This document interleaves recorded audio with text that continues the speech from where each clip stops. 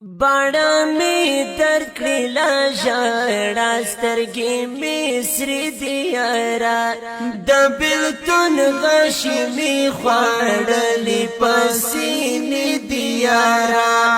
د بېلتون غشي می خوړلې په سینې دي یاره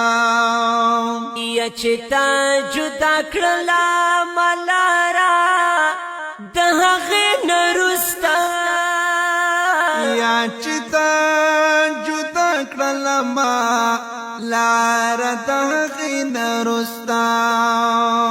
یاره سره مل دستا یادونو کافلې دي یاره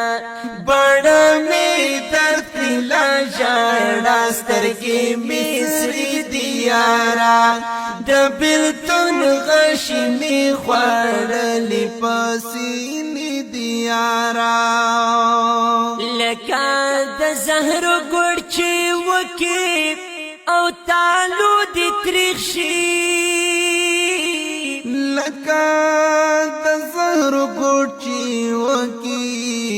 او تالو دې تریخ شي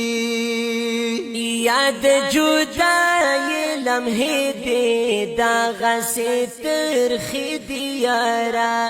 باڼه مې درد کړي لا ژړا سترګې مې سرې دي یاره د بېلتون غشي مې خوړلې په سینې دي یاره لکه مجنون سرې ګریوان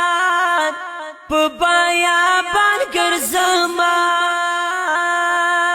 لکه مجنون سری گریوان په بیابان ګرځمه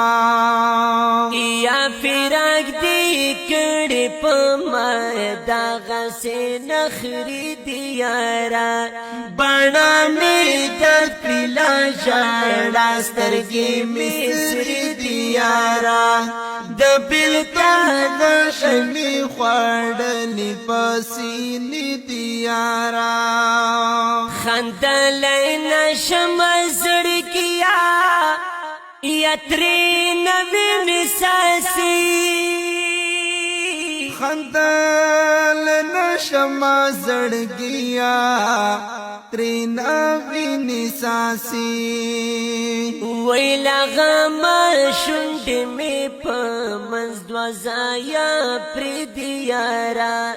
باڼه مې درد کړي لا ژړا سترګې مې سرې دي یاره د بېلتون غشي مې خوړلې په سینې دي یاره یا کلونه تېر کشي هر څو خو مانا نه هېرېږي یا کلونه تېر شي که هر څومره مانا نه هېرېږي یا دستا خبرې مې په زړه باندې پرتې دي یاره باڼه مې درد کړي لا ژړا سترګې مې سرې دي یاره د بېلتون غشي مې خوړلې په سینې دي یاره ای مجاهد زه درتله نشم چې حال دې واخله ای مجاهد زه درتلی نشم چې حال دې واخلم یا چا اچولې مې په پښو کې زولانې دي یاره باڼه مې درد کړي لا ژړا سترګې مې سرې دي یاره د بېلتون غشي مې خوړلې په سینې دي یاره د بېلتون غشي مې خوړلې په سینې دي یاره اوازونه وړاندې کوي په ډېره مینه جناب زینت الله فایز او قاری محمد نوشاد محمدي د دې ښکلي شعر شاعر د ډېر ګران او محترم رور ذبیح الله مجاهد ریکارډینګ نوشاد اسلامي سټوډیو بخاري مارکیټ کوهاټ شهر والسلام